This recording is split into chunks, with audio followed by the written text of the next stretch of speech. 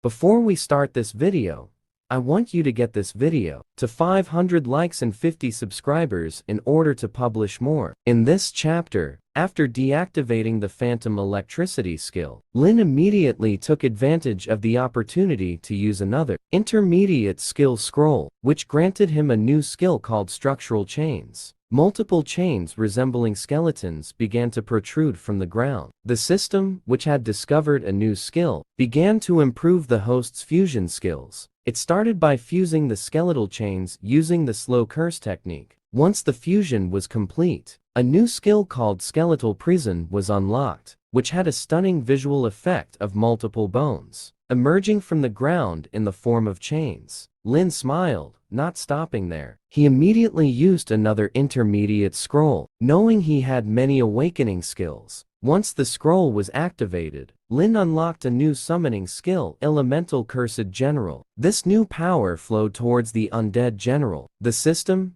detecting the host's awakening of the cursed summoning skill, began to improve and fuse it with the undead general. Even the general began to change in appearance, acquiring a new jagged armor, surrounded by a green, ominous aura. Lin was informed by the system that he now had the new summoning skill, Cursed General. Lin thanked his mentor for providing the intermediate skill scrolls and told him he was going to level up his skills and would be back soon. A surge of talent. He knew his ultimate skill effects would be incredible. The White Divine was also excited, asking Lin to hurry up, because he was eager to witness the magnificent display of power. Lin bowed and began to leave. As he did, a blue cloud surrounded him with the teleportation screen. The scene changed. 6 hours had passed, and Lin was already back, which was surprising even to the White Divine, who couldn't believe how fast Lin had returned. The White Divine asked Lin to show his progress, and Lin opened his system window, revealing that he was now a unique undead mage at level 50 with strength, vitality, and agility all at 4,855, and a spiritual attribute of 103,110.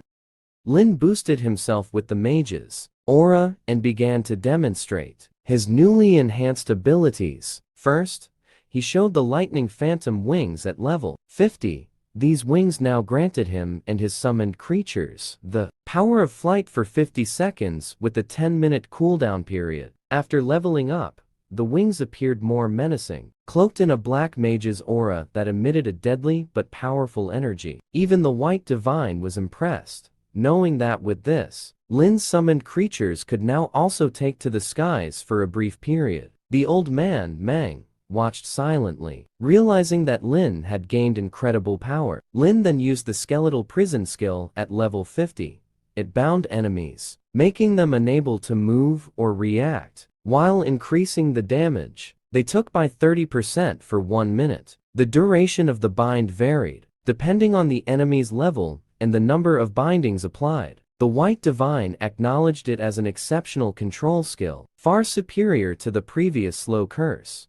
Thanks to Lin's clever use of tricks, once an enemy was captured, he almost guaranteed an instant kill. Finally, Lin summoned his last and perhaps most powerful skill, the Platinum Cursed Undead General, a level 50 undead summon with the strength, constitution, and agility of 16,000 and a spiritual attribute of 180,000.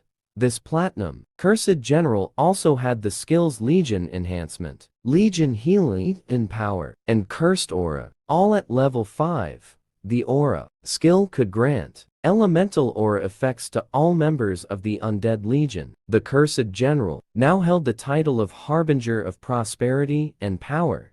Even the appearance was magnificent. It wore shining silver armor and had a thick-haired old man's face. Mang was astonished. He quietly wondered how the skill worked as a whole. Lin wanted to summon his skeletons and test the skill to better understand its effects. He activated his summoning ability and summoned a skeleton warrior, instructing the undead cursed general to use Flame Aura, a skill that deals continuous fire damage to enemies within a 10-meter radius. The skeleton warrior, having received the Flame Aura, gained the ability to perform area of effect attacks with fire.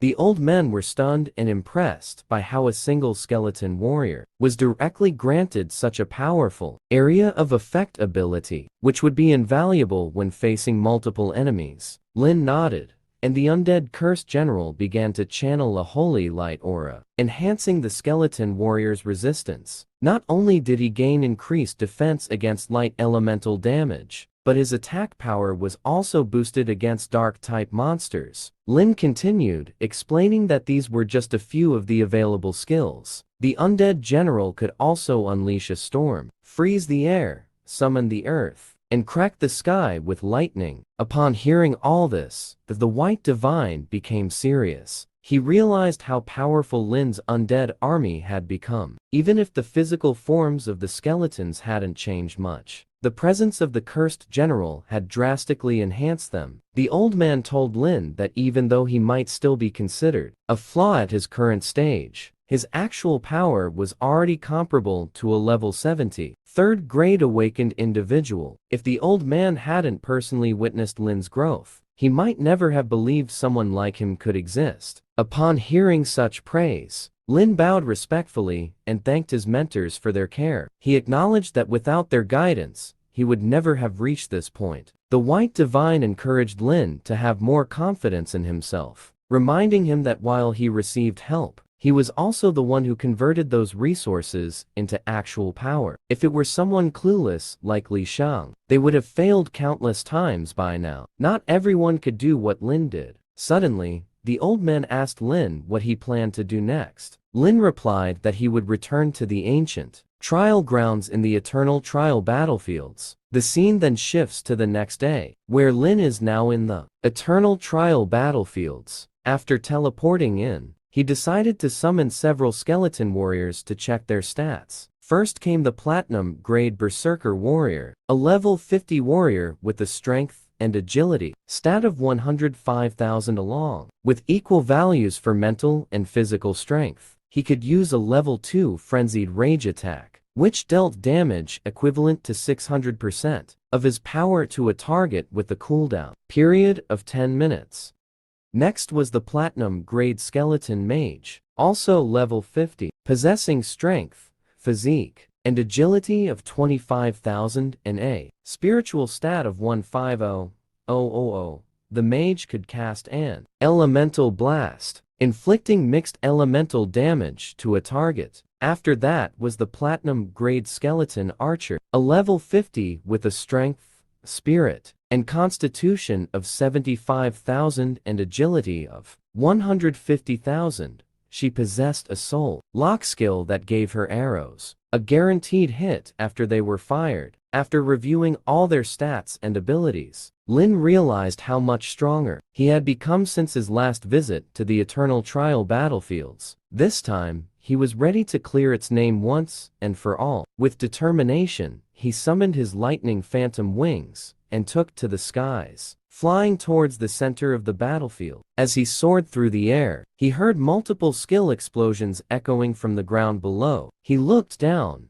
noticing something familiar. Was it the same skill that Li Shang once possessed? And so, friend, the chapter for today has ended. Stay well.